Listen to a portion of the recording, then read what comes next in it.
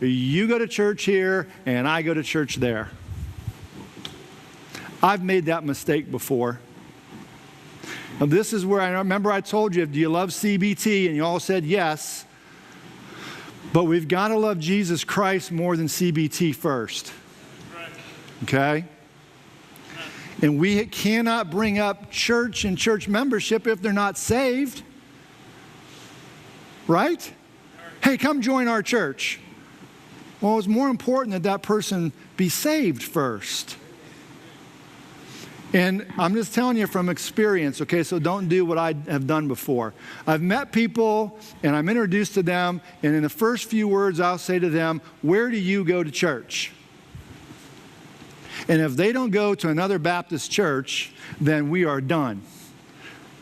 Because they and myself have constructed this huge wall in front of us of where we worship. And this woman says, I like everything you've said so far. I like the living water. You've been kind to me. You've been nice to me even though I don't live a lifestyle of most normal women. But now we get to the place of worship, and I worship on the mountain, and you say we have to worship in Jerusalem. I go to church here, and you go to church there. Jesus, I think we're finished here today.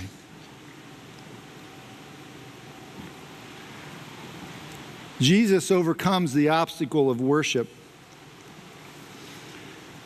He says unto her in verse 21, Woman, believe me, the hour cometh when ye shall neither in this mountain nor yet at Jerusalem worship the Father. For ye worship ye know not what.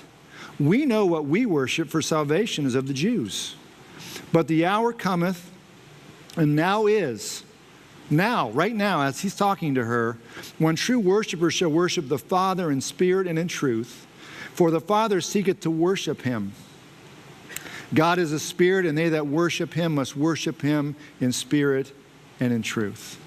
Here's what Jesus is saying to her. Worship is not about a place. It's not a mountain. It's not a church building. It's not a place to go. It's not an event. Worship is a person, and that person is Jesus Christ. Amen. At Canton Baptist Temple, we worship Jesus Christ.